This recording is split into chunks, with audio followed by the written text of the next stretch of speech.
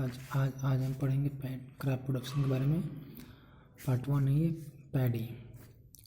जो crop production से 3-4 question हर साल पूछे जाते हैं BHU agriculture Kashi Vidyapith, UP college and other government college में।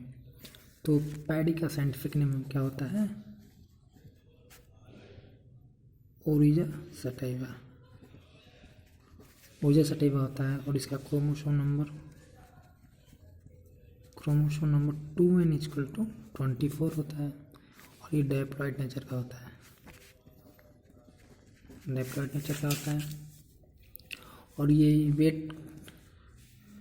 ये जो क्रॉप होते हैं पैडी के वेट ट्रॉपिकल क्लाइमेट होते हैं। और इसकी फैमिली क्या होती है पैडी की? पोएसिया ग्रेमिनी पुराना नाम है, पोएसिया न्यू नेम है। और पैडी धान और राइस, जब इसका हॉलिंग निकाल दिया जाता है तो उसका राइस होता है और इसमें प्रोटीन पाया जाता है 6 से 7%। इस प्रोटीन को क्या कहते हैं? हम ओरिजिन कहते हैं। इसमें हॉलिंग कितनी होती है? 66 से 70% तक, दोनों ऑप्शन दे सकते हैं।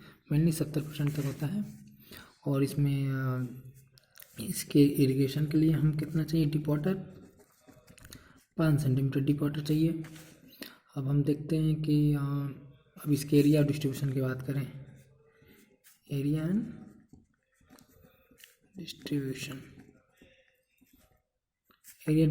में हमारा इंडिया है, फिर चाइना। प्रोडक्शन में कौन है? प्रोडक्शन में चाइना है, और उसके बाद इंडिया है।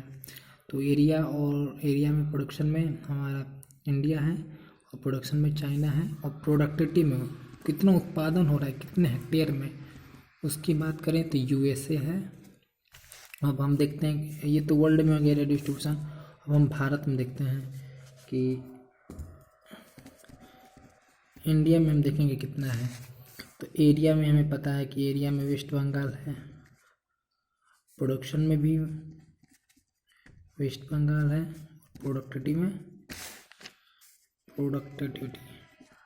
प्रोडक्टिविटी में हमारा पंजाब है।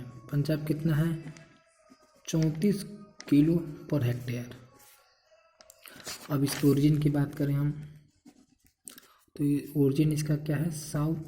साउथ और ईस्ट एशिया में इसकी ओरिजिन है।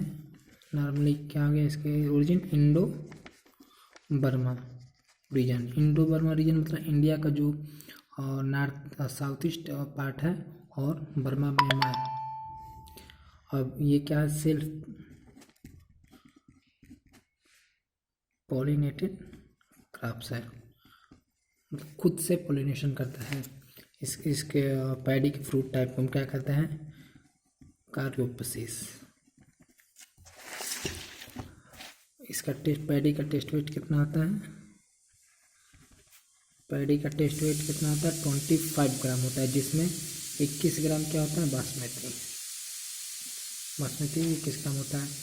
इसके इन्फ्लोरेंस मतलब पुष्पकर्ण, जो स्प्रेडिंग होता है पुष्पकर्ण जो होता है ना पैडी का, उसी को हम इन्फ्लोरेसेंस कहते हैं। जो राइस में होता है। इन्फ्लोरेसेंस राइस का कितना होता है? उसको क्या कहते हैं? पैनिकल कहते हैं। इसके लिए क्लाइमेट क्या चाहिए? हमें पता है कि पैडी खरीफ क्रॉप है, इसके लिए क्लाइमेट C3 और ये शॉर्ट डे प्लांट होता है। इसके लिए सॉइल कितना चाहिए? क्ले, कैसा सॉइल चाहिए? क्ले और क्ले रूमी। और ये pH इसके लिए 4 से 6, ये पूछा गया क्वेश्चन। राइस कल्टीवेशन के लिए pH चाहिए और कल्टीवेशन, और एसिडिक नेचर का होना चाहिए। एसिडिक नेचर क्योंकि हम भारत में देखते हैं कि भारत में नाइट्रोजन सॉइल डिफिशिएंसी होती है सॉइल। अब सीजन की बात करें कि ये सब कब हो जाते हैं? Sowing time. जो पैडी का सोइंग टाइम है वो अप्रैल से मई है, अप्रैल से मई है। और कल्टीवेशन इसका कब हमको बताएंगे, यानी कि हार्वेस्टिंग की बात करें हम, हार्वेस्टिंग की बात करें तो ये अक्टूबर से नवंबर के बीच में। अब कुछ वैरायटी से क्वेश्चन पुटअप किए जाते हैं। वैरायटी से आते हैं। अगर फर्स्ट और वैरायटी, अगर हम फर्स्ट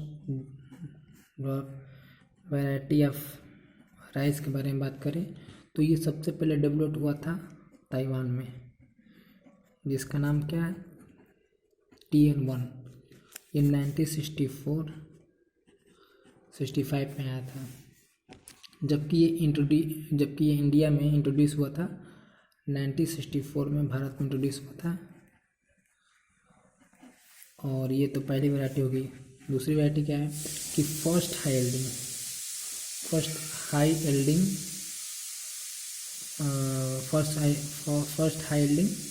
ज्वार वैरायटी,